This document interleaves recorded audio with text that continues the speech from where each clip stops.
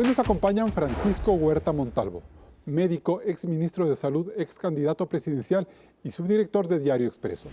María Sol Borja, periodista y editora política del portal digital GK. También están con nosotros Juan Rivadeneira, economista y consultor político del grupo EYC del Ecuador.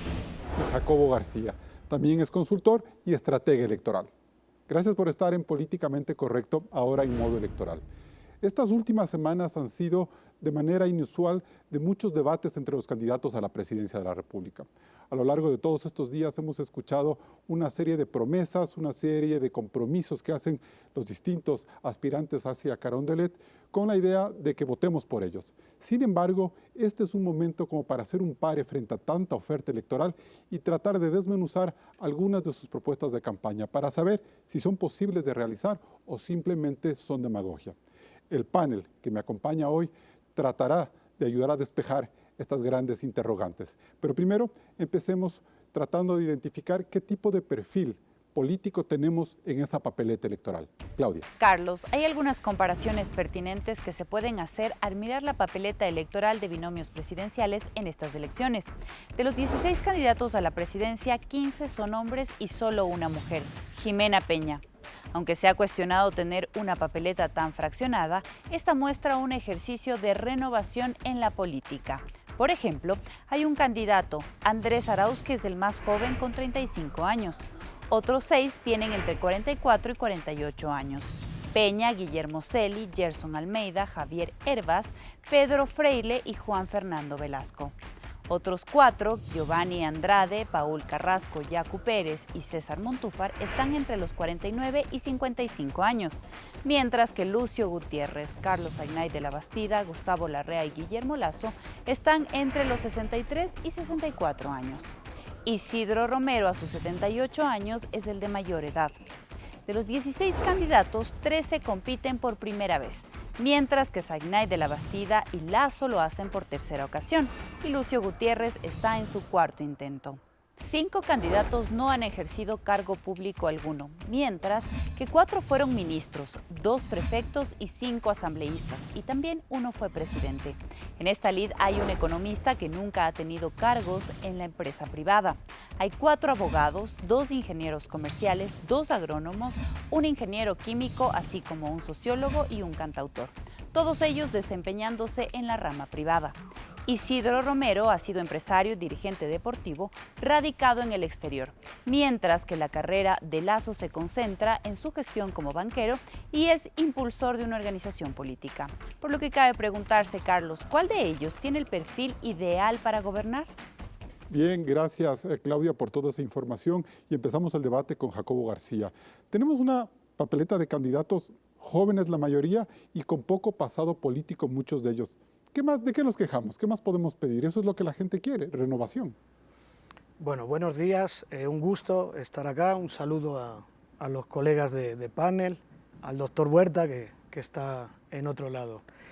A ver, sí, el problema es que para llamar a esto renovación yo creo que hacen falta más cosas. Y no solo eso, hace falta analizar lo que ha pasado en estos 3 años y cuál es el contexto, el ánimo social y otras cosas que me parece que están siendo dejadas de lado.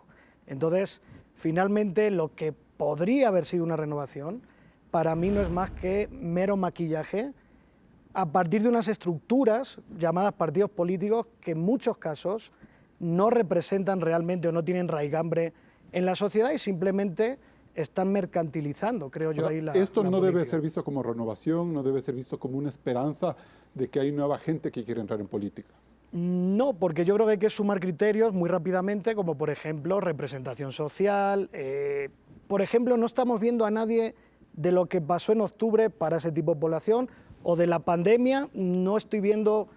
Hubo gobiernos locales, líderes, personas que sobresalieron y no están ahí. Entonces, ¿puedo traer a un pastor y eso significa renovación?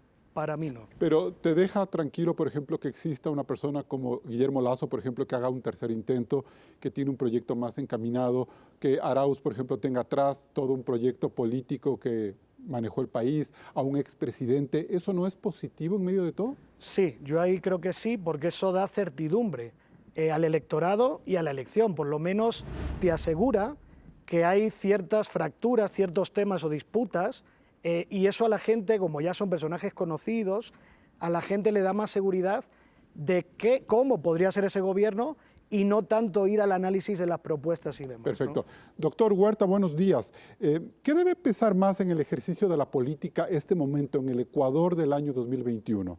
¿La renovación o la experiencia? Yo creo que la experiencia hace falta. La magnitud de la crisis requiere no solo la experiencia del candidato, sino todos los expertos posibles que ese candidato pueda reunir para enfrentar la crisis que vive la República. Desgraciadamente, la renovación no se da por el número de candidatos. Y miremos, los más opcionados hasta el momento tienen gran experiencia, es decir, no hay renovación porque son viejos candidatos, aspirantes de 2 o 3 ocasiones previas. Y el otro, que es joven, el más joven, representa un proyecto político que ha estado trajinando 15 años en la República. Entonces no hay renovación. Es más de lo mismo, con distintas alternativas, por supuesto. Pero la consideración que a mí me importa es qué garantizan para el futuro del Ecuador sus propuestas y sobre todo en su voluntad de concertar, de buscar el esfuerzo de todos los ecuatorianos, de todas las generaciones, de todas las tendencias para sacar al país de la crisis. Doctor Huerta, ¿y cuál es su primera... tienen esa visión. ¿Y cuál es su primera apreciación con respecto a ese barrido que usted ha hecho de propuestas de campaña? Que haya una entusiasmo a los ecuatorianos. De momento, la campaña tiene un grado de apatía que con el coronavirus puede motivar gran ausentismo y es peligroso. Esa propuesta tiene que salir de los candidatos. Bien, de eso vamos a seguir hablando, la apatía en la pandemia. María Sol Borja, yo te he visto cuestionar a ti, a cada uno de los candidatos a la presidencia de la República. ¿Qué balance sacas hasta el momento? En general, a mí me parece que dentro de las propuestas el papel lo sostiene todo. Te pueden decir todo, van a resolver todo. Lo que no veo muy claro es cómo, ¿no? Porque incluso te dicen bajar impuestos, resolver la situación económica del país, hay que dar empleo a la gente, pero el cómo no siempre está muy claro. En el tema, por ejemplo, uno de los ejes que siempre está en las propuestas, que es la transparencia, te dicen vamos a luchar contra la corrupción y enseguida hablan del sistema de justicia. Entonces a mí se me prende este foquito de alerta porque te dicen yo voy a reformar no sé qué. Entonces pienso de nuevo en esta famosa metida de mano a la justicia, porque incluso te llegan a ofrecer cosas que no están en las competencias de un presidente de la República, pero quizá por lo que escuchan, por lo que creen, por sus propias encuestas, piensan que eso es lo que la gente quiere, ¿no? Te dicen, hablan de seguridad, por ejemplo, y te dicen, vamos a resolver el tema de seguridad, pero luego con los jueces también vamos a hablar, ¿cómo te ofreces un candidato a la presidencia? Pero entonces ellos crean una mentira. O sea, caen en esa mentira, no es que simplemente se dejan llevar por la demagogia, sino que crean la mentira de decir que pueden controlar la justicia o cambiar la justicia desde el Poder Ejecutivo. Eso es una tomadura de pelo. De alguna manera creo que es una respuesta a lo que ellos creen que la gente quiere escuchar, ¿no? Como bien dices, puedes caer incluso ya en la mentira porque esperaría que un candidato a la República sepa que eso no se puede hacer y que hay cosas que está proponiendo en su plan que no son viables. Proponerte, no sé, crear las clínicas o este sistema para vacunar en 3 meses, o sea, es imposible traer empresas extranjeras en 3 meses para que la vacuna esté aquí, o sea, es demagogia decepciona al votante que quiere ver gente joven en la papeleta. De hecho, hay cuadros jóvenes, este señor Freile, este señor Herbas, el señor Giovanni Andrade, el mismo Juan Fernando Velasco, pero están dando la altura a esa idea de renovación estos candidatos que si bien no tienen la suficiente fuerza electoral, pero que podrían sorprender. Yo creo que la juventud o cualquier otra característica per se no es una garantía de nada, como característica independiente. O sea, nos hemos acostumbrado al cliché de la juventud como Claro, juventud. sí, o sea, qué bueno ver gente joven en la papeleta, pero eso no te garantiza nada. En algún momento pudimos haber tenido ministros, jóvenes ministras o una asamblea de mujeres que a la hora de un grito ahí del presidente de la República les ponía en orden y los temas que en teoría interesaban a las mujeres, pues quedaban ahí porque había una orden superior. Entonces sí creo que hay que tener otras consideraciones más allá de una característica específica para poder hablar de renovación. Bien, Juan Rivadeneira, ¿es ingenuo suponer este momento que la segunda vuelta podría zanjarse de lo que hemos visto en los debates y en las intenciones de voto entre la juventud de Arauz, la experiencia de Lasso y quizás las disrupciones de Yacu Pérez? Gracias, Carlos, por la invitación. Igual, un saludo a todos los colegas que nos acompañan en este panel y a todos quienes ven este programa el domingo en la mañana. Bien, esta elección lo que va a determinar es realmente la transición política en el país. Y gane quien gane esta elección, va a encontrar a la realidad en mayo de este año, en 2021. Hay un momento de campaña en la cual se puede decir casi a veces cualquier cosa, y después hay un momento de gobierno en la cual la realidad se impone.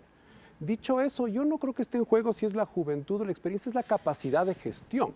Si es que la juventud o la experiencia está acompañada con capacidad de gestión, creo que eso finalmente es lo que va a ayudar a moderar las expectativas de los electores, porque bueno, en campaña se puede ofrecer muchas cosas, como ya lo han dicho antes, pero después en gobierno la capacidad de moderar esas expectativas por precisamente la capacidad de gestionar los disensos, los consensos, la capacidad de juntar a un país. Y como bien decía al inicio de este programa, la información que presentaron, esa papeleta lo que demuestra es la gran dispersión que hay en el Ecuador en cuanto a distintos movimientos, distintos partidos, que eso en una parte es bueno, pero en otra Juan, no te lleva a pensar que hay grandes corrientes de pensamiento o consolidadas fuerzas políticas para dar certidumbre, que eso es lo que creo que falta en esta elección y en este año. Pero siempre nos quejamos de la disrupción y siempre terminan en las elecciones los tres primeros candidatos concentrando el 60% de votos. Pero a lo que nos lleva, por ejemplo, esta primera experiencia en la campaña electoral es que estamos entre la suerte de o regresamos al correísmo y nos volvemos Venezuela o simplemente seguimos en el progreso. ¿Esta idea maniquea funciona en este momento? En campaña, lo que procuran los candidatos, y esto te dice la teoría, es buscar la presentación de su propia versión de la verdad. Es mi versión de la verdad contra tu versión de la verdad. Y ahí se debate públicamente.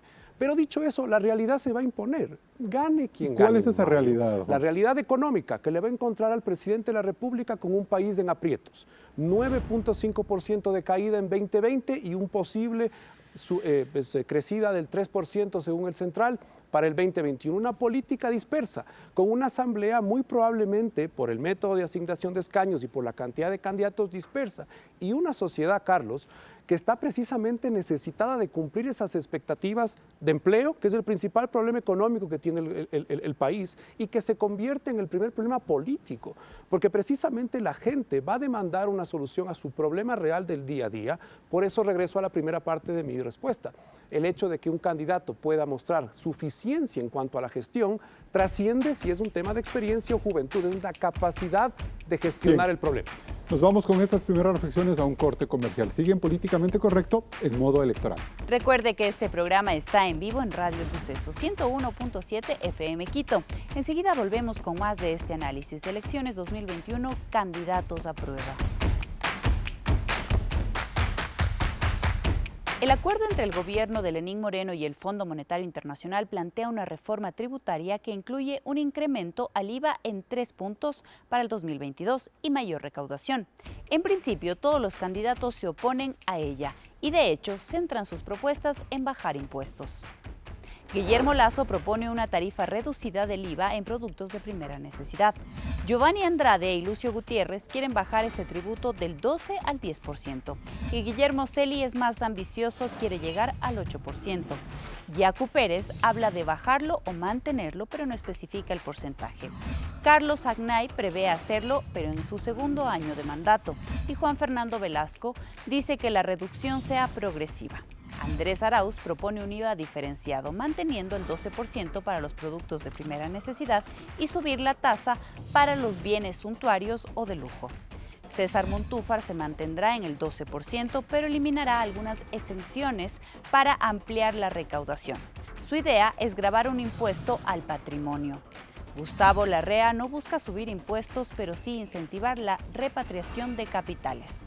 Paul Carrasco apuesta por una zona de excepción tributaria que atraiga capitales y que dé liquidez a las personas.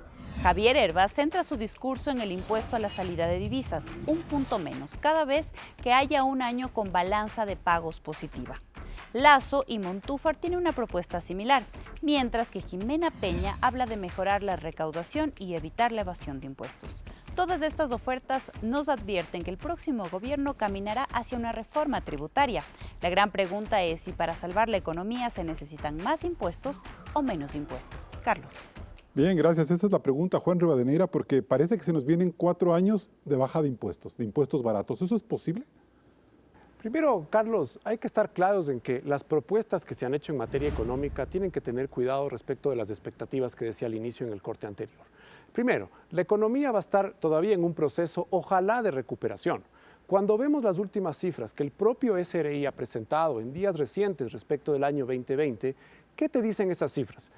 Que podemos comparar la recaudación del año 2020 con el año 2016, ni siquiera 17, 18, 19, sino 16. O 13 a veces, ¿no? El año 13 nos dijeron hace 2 semanas después, por el cálculo preciso del cierre de año, te das cuenta que es 16, cuando 16 fue el año en que ocurrió el terremoto.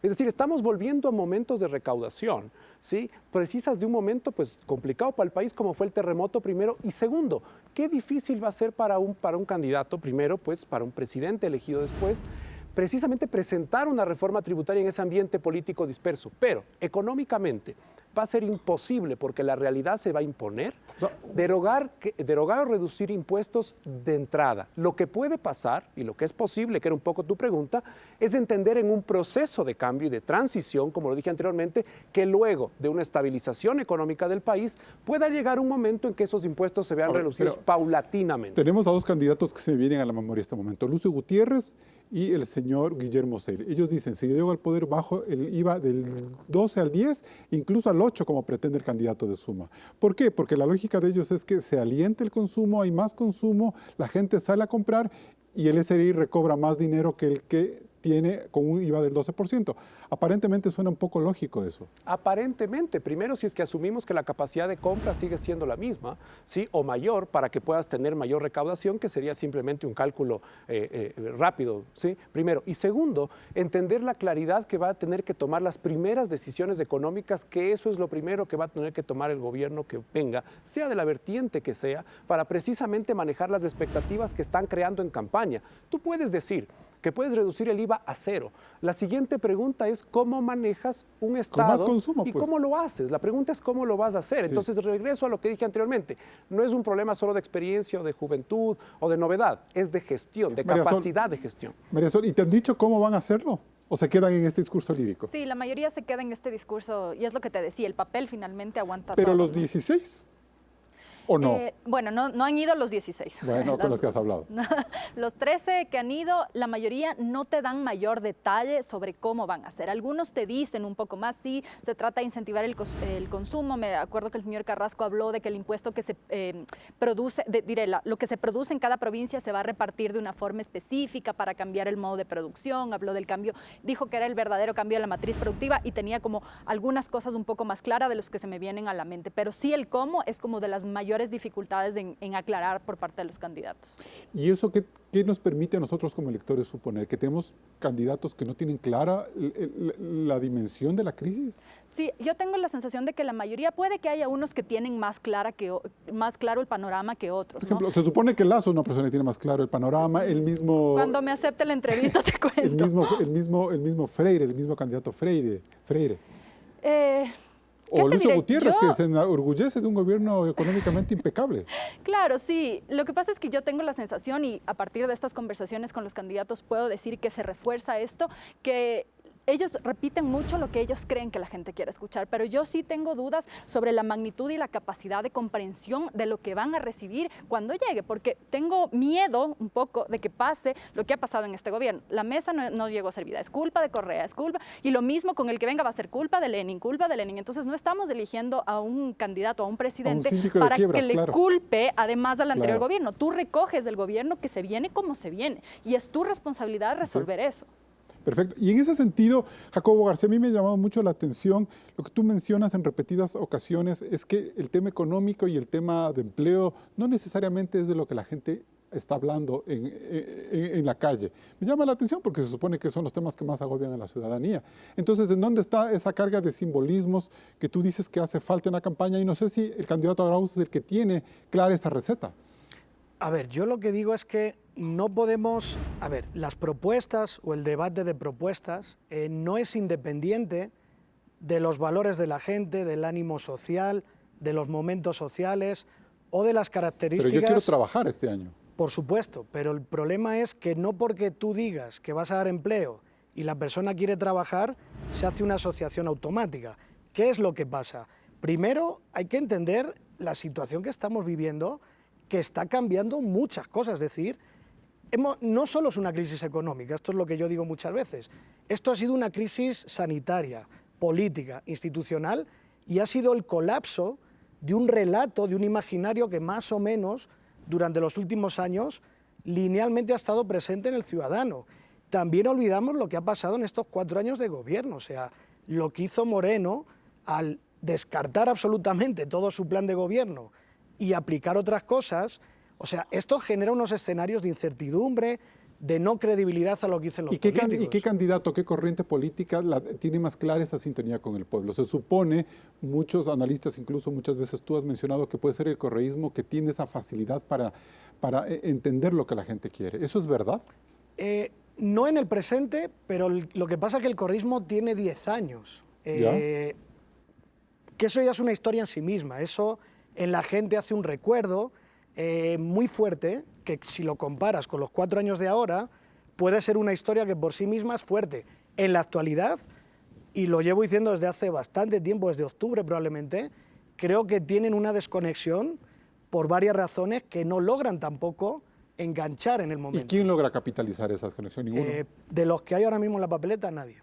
Porque yo creo que, sí, de acuerdo a la capacidad, la experiencia, son atributos, pero yo creo que hace falta un liderazgo que realmente entienda el momento social, y cierro con esto, es que por mucho que propongan y demuestren el cómo, la realidad va a ser que no van a tener mayoría, que el país está casi quebrado. Entonces, o partimos de que hay que hacer un pacto verdadero en este país, o si no, por mucho que propongan aisladamente, yo ya no me creo nada de nadie. Doctor Huerta, ¿y los candidatos están siendo responsables en el manejo presupuestario y económico de la realidad nacional? ¿Cómo mira usted como un político de experiencia esta suerte de baratillo de ofertas que hemos escuchado que se caricaturizan con la baja de impuestos? Con inquietud, porque no hay la posibilidad de pensar en que existirá calidad en la asignación del gasto. Una tragedia de casi todos los gobiernos que se vislumbra continuará en el futuro. Yo quisiera salir un ratito de lo económico, solo un ratito, para decir que la primera prioridad de lo que hay que hacer para reactivar la economía es garantizar la vacunación. Si la población no tiene seguridad de que su salud no está en riesgo, no va a poder salir a trabajar. No hay reactivación económica posible con una posibilidad de enfermarse y morir. Entonces, la primera cosa de garantía para la economía, para la reactivación económica, es la vacunación, por paradójico que parezca. Y ese trabajo no se está haciendo como es debido. Ya se supo que la pandemia puede tener un rebrote. Ya tenemos la vacuna. Ya debieron haberse comprado más cantidad de las 50.000 dosis que están trayendo. Yo tengo temor de que esas 50.000 dosis generen un escándalo en la distribución de quién recibe la vacuna, dónde se la recibe más rápido, qué sectores del país son los que tienen más urgencia de ser vacunados, en sus médicos, en la gente de la tercera edad, en los que tienen enfermedades catastróficas. Pero ya 50.000 vacunas se van solo en la teoría de las asignaciones prioritarias. En esa línea, vemos que la calidad del gasto público tiene ejemplos tan grotescos como mandar a hacer equivocadamente las papeletas, como la refinería del Pacífico. Aquí se despilfarra al gusto y no hay control de nadie. Y eso es parte de lo que fomenta la corrupción. Sobre ese tema ningún candidato ha dicho ni pío. Igual, otro factor de desarrollo económico que nadie toca son las industrias culturales. Eso genera mucho ingreso en muchas partes del mundo. Y nosotros tenemos que pensar en cómo somos como país. Esa vieja frase de Benjamín Carrión de hacer del Ecuador una potencia cultural no puede dejarse pasar así Así es, impunemente. doctor. Más que pensar en desarrollo tecnológico de primer nivel, innovación, deberíamos pensar en las ventajas competitivas que tenemos Como en cultura. el tema de la reactivación económica. Perfecto. Gracias, doctor Huerta. Nos vamos a un siguiente corte comercial. Un tema que se escucha en la campaña electoral es cuidar la dolarización. ¿Pero por qué estaría en riesgo? Lo analizaremos luego del corte aquí en Políticamente Correcto Electoral. La dolarización acaba de cumplir 21 años en el Ecuador y aunque ha pasado tanto tiempo de vigencia, en esta campaña electoral su futuro está otra vez en debate. Veamos. Según CEDATOS, el 88,7% de la población está de acuerdo en que la dolarización se mantenga en el país, porque la inflación bajó en un 91% en el año 2000 a menos del 5% en promedio en los últimos 17 años. Pese a la efectividad del esquema monetario en esta campaña, hay preocupación por la posibilidad de que el Ecuador abandone el dólar, pues hay candidatos que han propuesto ayudas financieras a la población a través de dinero electrónico como un alivio a la crisis.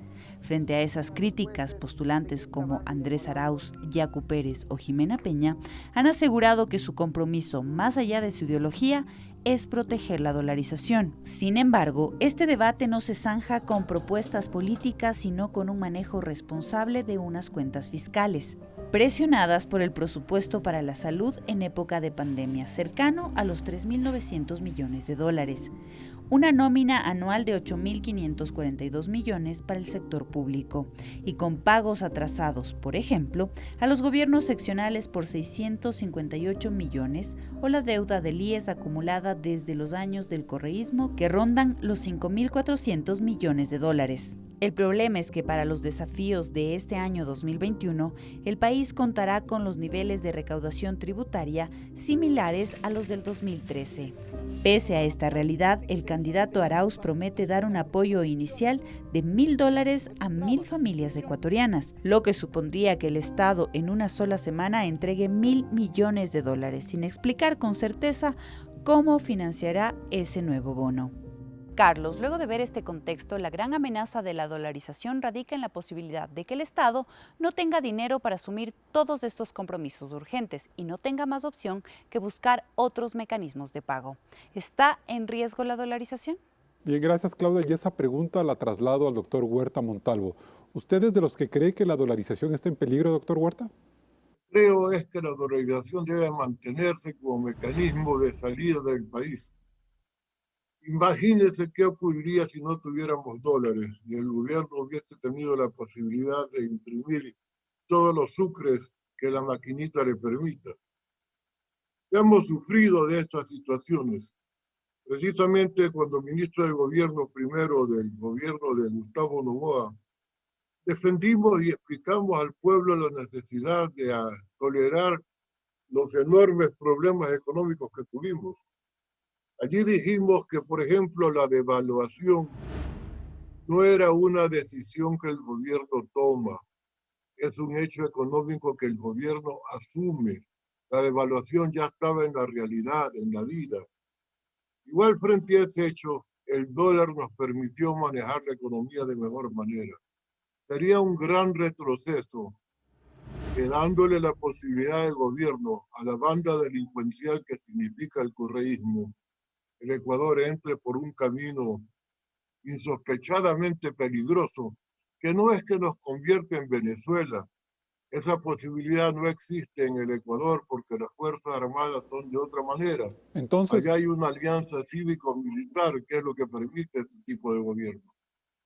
Pero el riesgo es enorme de que la banda delincuencial quiera tomarse la República con oferta pero doctor, demagógica como los $1.000. doctor Huerta, ¿por qué suponer que el correísmo, si llega al poder, puede sacarnos de la dolarización si durante 10 años en el poder y 4 de Moreno no ha ocurrido eso?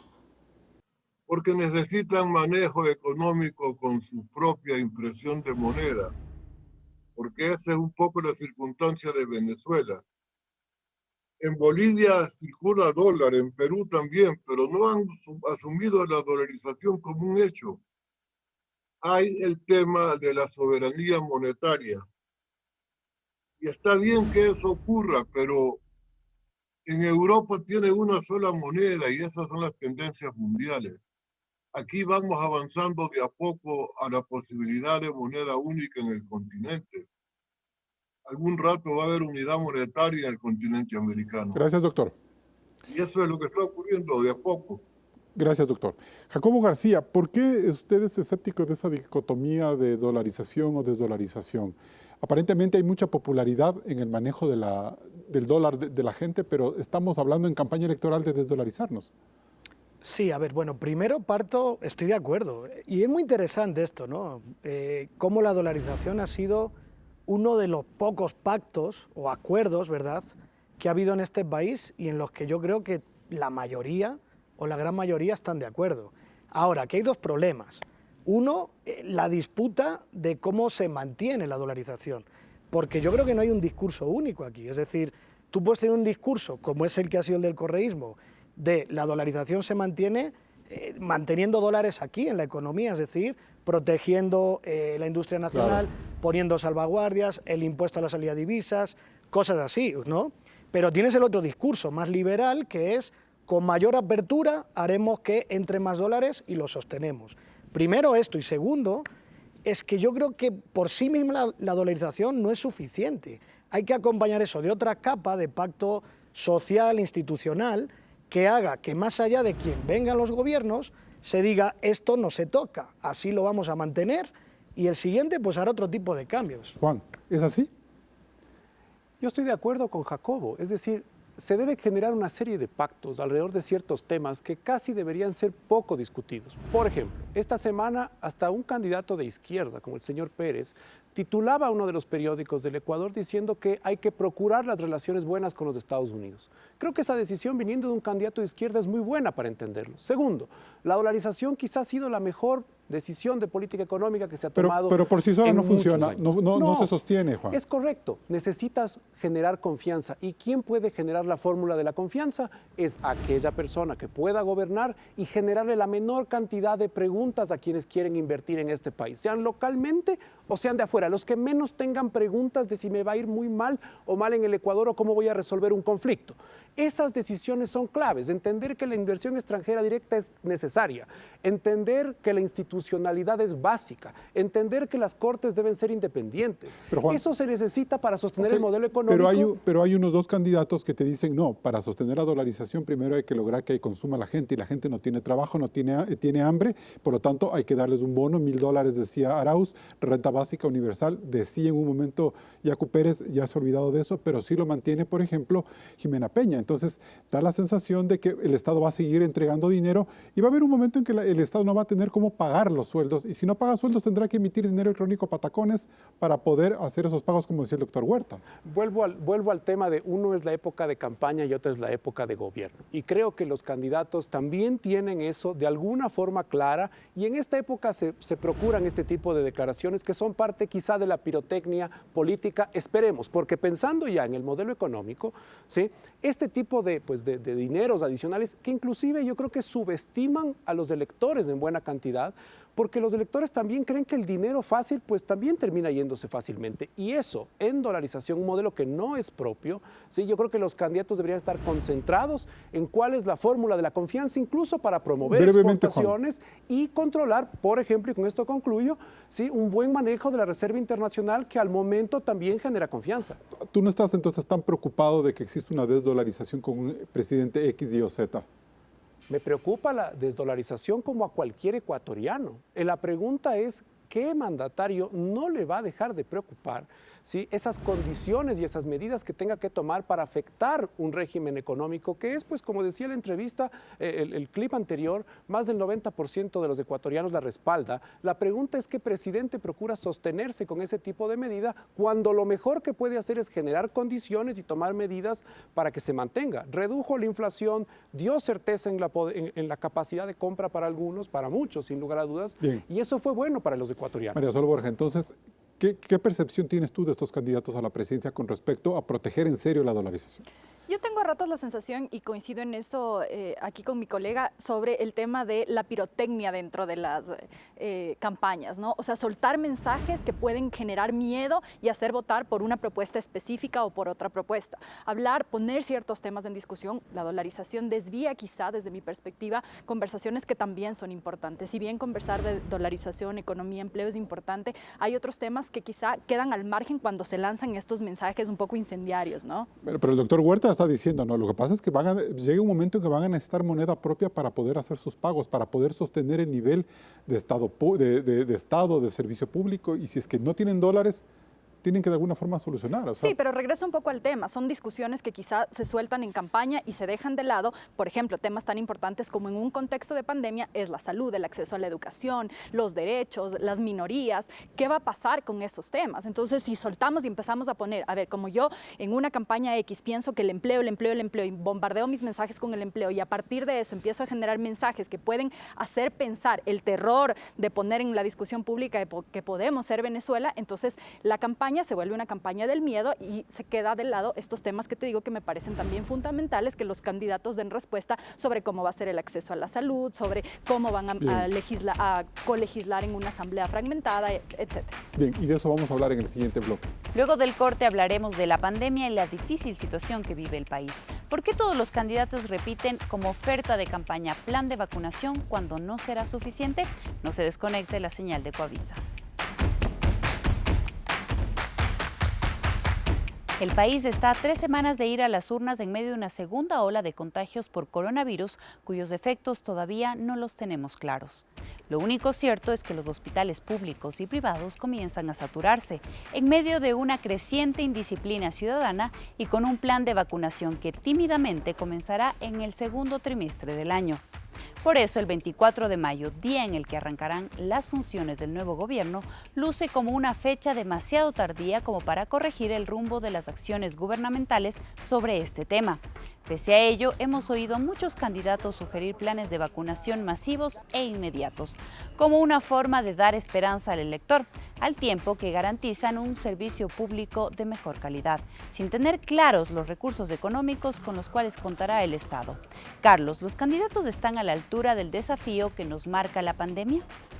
¿Están a la altura, María Sol? No lo sé. Me parece una pregunta compleja.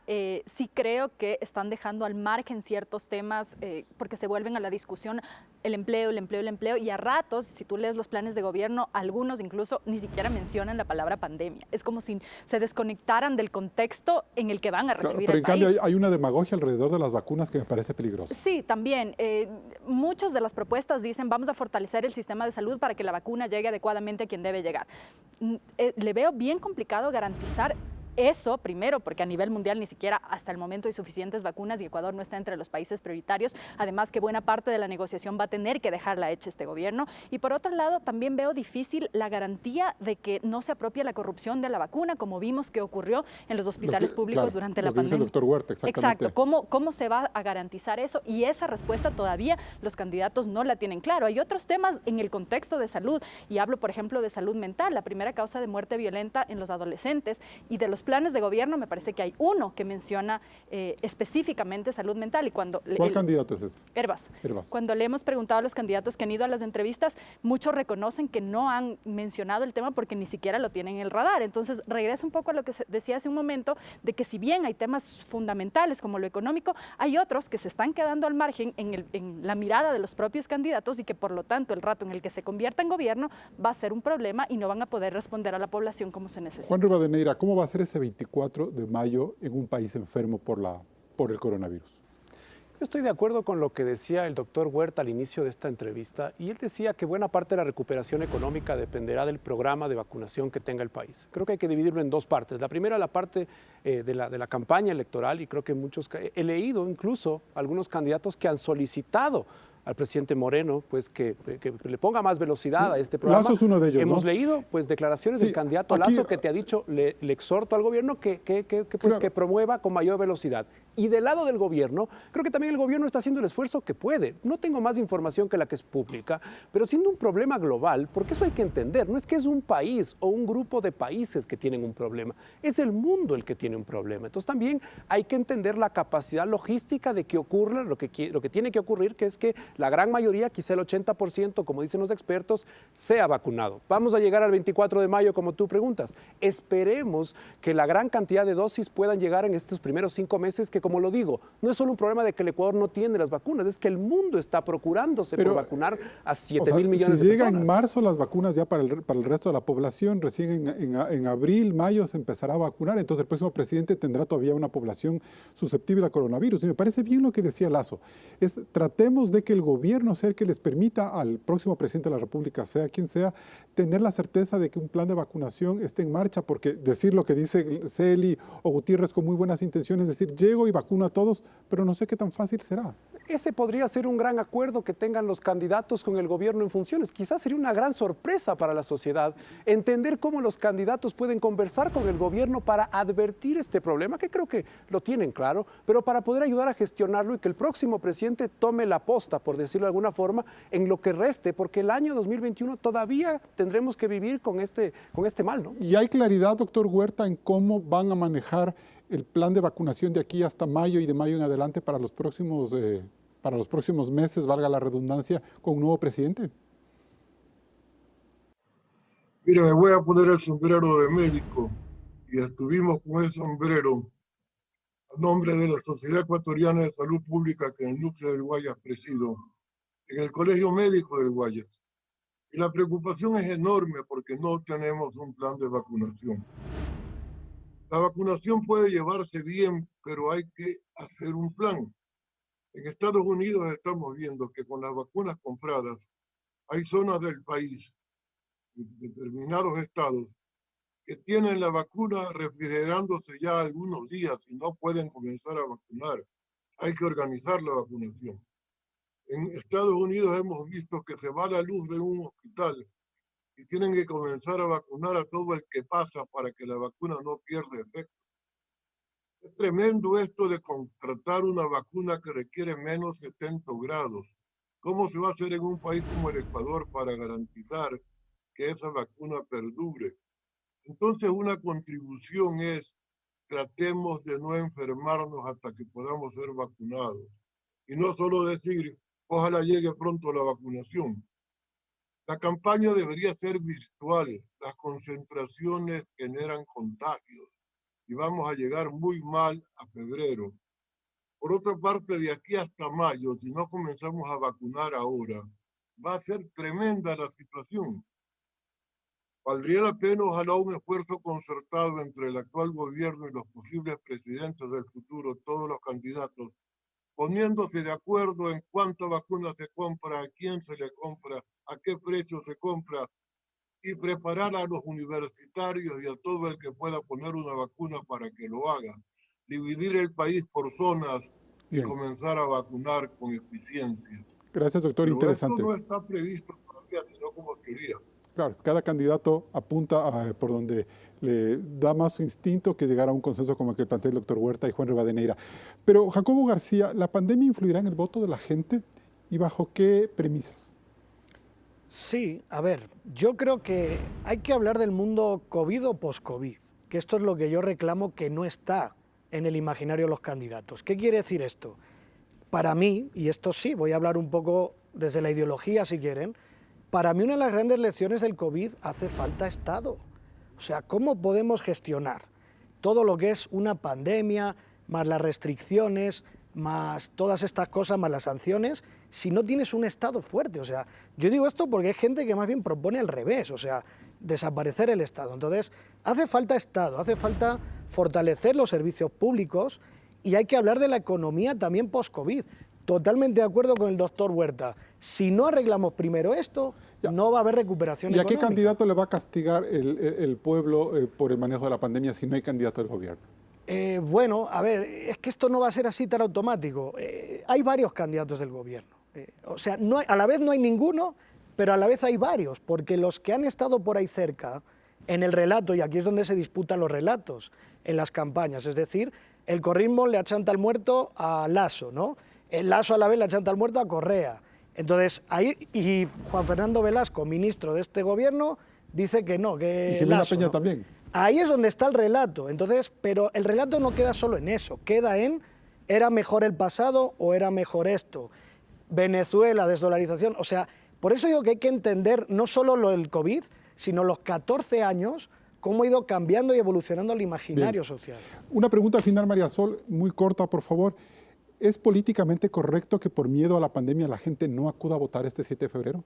Yo me temo que eso es lo que va a suceder. Pero eso, ¿cómo deberíamos solucionar? Me parece comprensible que si te están diciendo que no vayas a aglomeraciones y a reuniones, etcétera, tengas miedo también de ir a una aglomeración que es el espacio en el que vas a votar, por más que sea al aire libre, peor si te tienes que sacar la mascarilla para que te noten. Creo que ahí el trabajo del CNE debería ser más serio, pero al CNE, ¿qué le puedo pedir si es que se equivoca en la impresión de las papeletas? Entonces, quedaría un poco en el aire y para mí los niveles de ausentismo van a ser súper altos. Juan Rivadeneira, brevemente.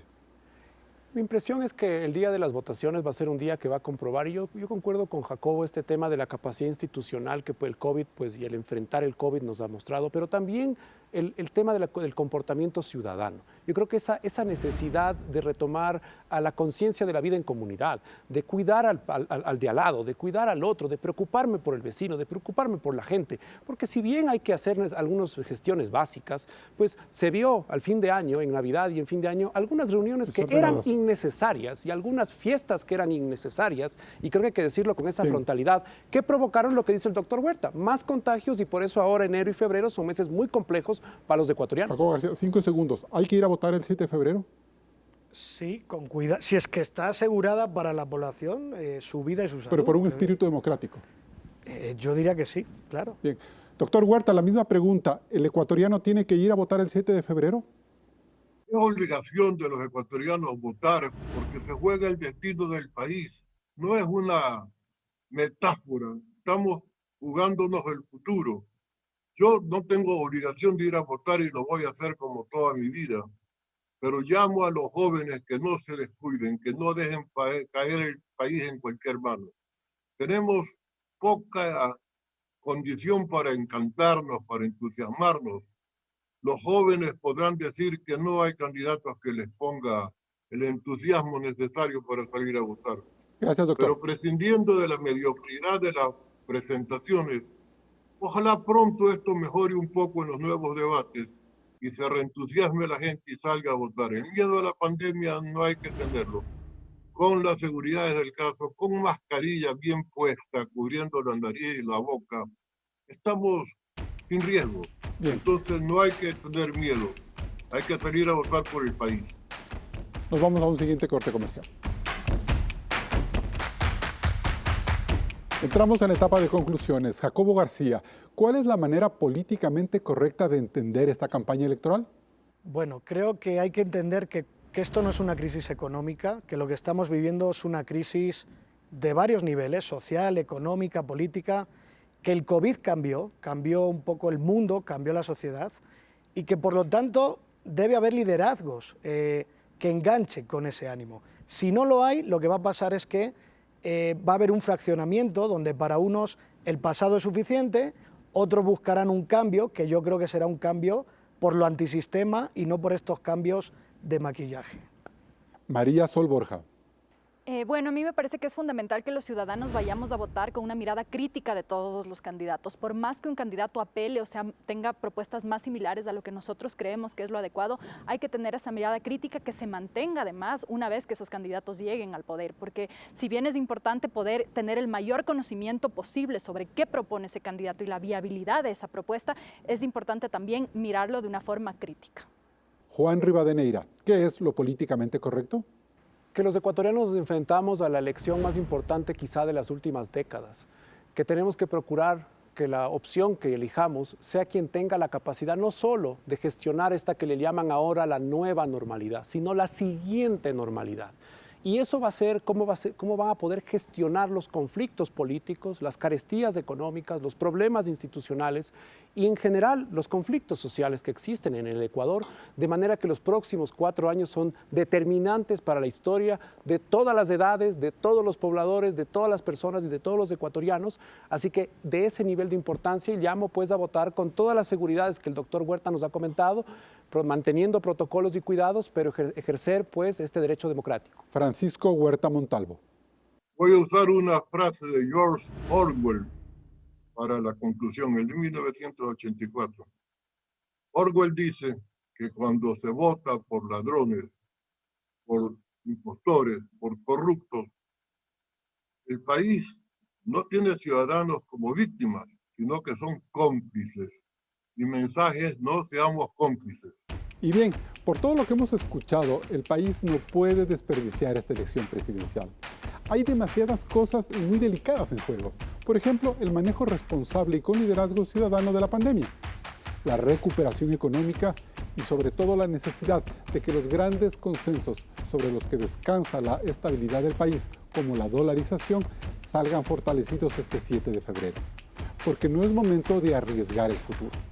Vivimos meses muy complicados en temas de salud pública, es verdad, pero la cita democrática que tenemos este 7 de febrero nos obliga a acudir a las urnas con todas las medidas de protección y ejercer nuestro derecho a decidir por un mejor futuro, para no quejarnos después. No permitamos que otros elijan por nosotros. Nos vemos el próximo programa. Con estas reflexiones sobre los candidatos a la presidencia de la República y sus propuestas de campaña, cerramos este importante análisis. Usted siga con la señal de Ecuavisa. Tenemos una nueva cita el próximo domingo.